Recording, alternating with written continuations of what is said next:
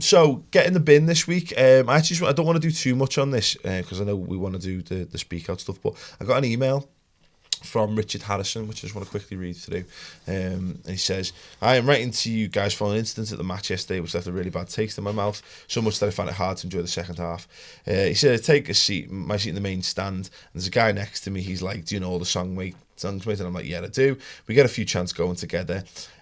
He was a bit odd, but he wants to support the team, and I'm always frustrated in the main stand at the prawn sandwich brigade, so I was fully with him. Anyway, so about 39 minutes, we're one down. It's deathly quiet, and despite our efforts, only a very small handful of fans get in on the chants. Now, I'm not condoning what he did next. He was being a bit of a bell, to put it bluntly, but he turns to the crowd and he goes on this expletive rant about people not singing. I've felt the frustration myself, but I've never turned to the crowd and give a few thousand people a bollocking. So I got where he was coming from, even if he conveyed it spectacularly poorly. Next thing, everyone starts giving him shit, telling him to sit down. A few shouts of, I've sat here for years, fuck off, came his way. Loads of people taking the piss out of him, saying they're going to take his walking stick and all that. Basically, a few rough lads defaulted to being dickheads to him because he was a bit weird. What saddened me most was he goes down in 44 minutes into the concourse and he never came back. One of our own fans who was trying to sing, get the crowd going, and eventually blows up. Obviously felt too embarrassed or too scared, I don't know, to come back to a seat in the second half. So for the whole second half, I'm practically sat there silent and nobody singing any songs, and I couldn't forget the fella never returned. Is that what it's come to now with our own fans?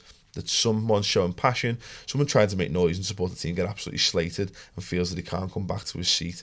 Yeah, fantastic question from Rich Harrison there. Wow. Yeah. It's terrible. Yeah, and I'll be perfectly honest, I go kind of two ways. I go two ways on this because I think the fundamental of it, I think like Rich is saying there himself, I totally agree with this, that people who want to sing should be lauded. You know, anyone who goes there and is prepared to make noise, they're the people who contribute to Anfield, and there's no, whilst there are loads of people who don't like singing, they don't go to sing, and I think there is a place for that in football grounds, particularly that's what the side stands are for to some extent. There is a direct correlation between the best atmospheres in Anfield and the best results. So yeah, for me, I always feel we need to be as inclusive as possible with people who want to make that noise, Chris. Yeah, I think that's fully right. You know, I feel terrible for the lad, and I feel terrible for Rich as well, to be honest with you. I mean, he's gone there, he clearly wants to get involved in the atmosphere. The problem is, you cannot, in this day and age, turn around to anyone, but mostly Scousers, and fucking shout at them and swear at them, because they will shout back. Yeah, because that's what we're all like. Yeah, because we don't take no shit off anybody. So if he was expecting to stand up and shout at people and them just to turn on sides, he doesn't understand Scousers, because Scousers hate being told what to do and they hate being fucking sworn at. People in general, don't they? I think that's the issue with it. And because I was thinking about this, because I think we've been getting wound up by the atmosphere thing and the singing thing quite a lot, because I thought there was a real natural build happening this season. I noticed like there's more people popping about the seats and screaming shit at the pitch and all this kind of stuff. I just felt like something that was building. I really felt like that dropped off a cliff because of the performances in January and what have you. And I've thought about it. I said to you the other week, there was a couple of lad and a dad and lad. The lad must have been in his mid-20s or whatever, and obviously his older dad. And I can't remember what game. It was a big game not too long ago, and he was sat in the seats next to me, which there's been a rotation of people there this season, and they just stood there with arms crossed for the whole game and didn't sing once. And I very nearly turned around and went, "Do you know the words?"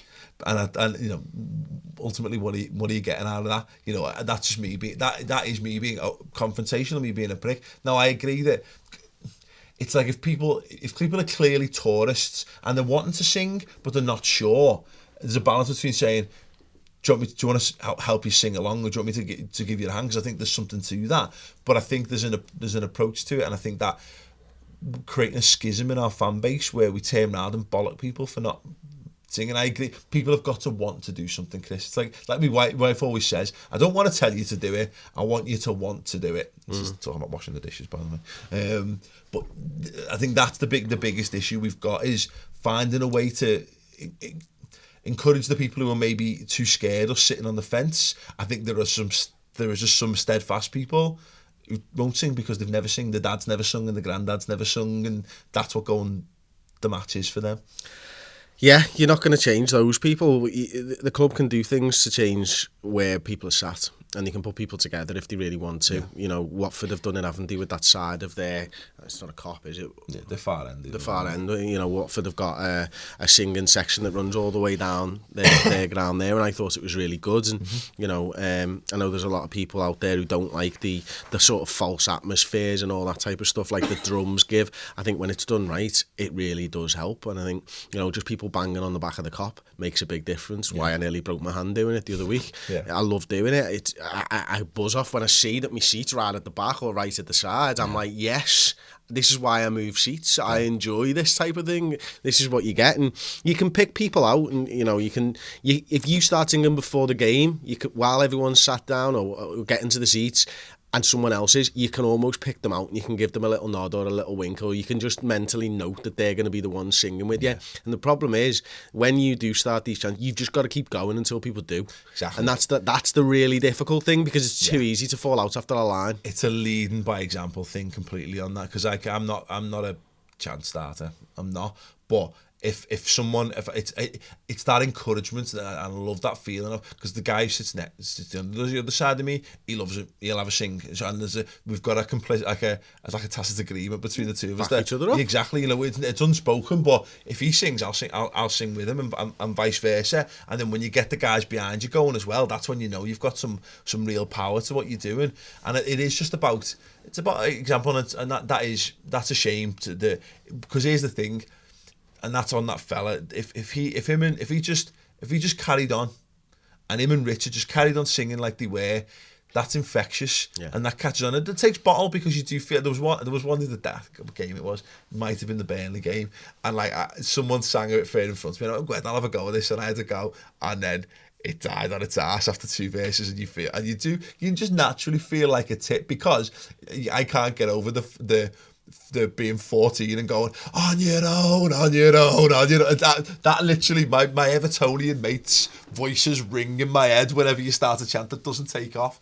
But there is that. I think in terms of the singing stuff, I think there is I don't think telling bollocking people and shouting at people to do it is not the way to do it. Because I think some people, look, there are different types of personalities in this world. There is not one size fits all, and you always have this with that's why the greatest coaches in football have the ability to bollock and also put an arm around players where they need to be done it.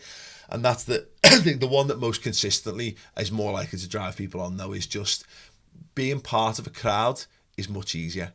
You know what I mean? So that regard, so the more people do it, the more likely you are to do it, because the less uncomfortable or weird you feel about it. And that's why the people who've got the biggest bollocks and the bravery to do it just need to continue to do it regardless. Don't be put off by the people around you. Just try and remember, this is something that's only come to me fairly recently, to be honest with you. No one turns around and looks at you. No one knows your face. Yeah. Doesn't matter. Yeah. Honestly. When did you ever turn around to look at the person behind you? You don't. It's too awkward. It's not a thing. Look at their crotch. You know, it's not a thing. So you just got to keep on going.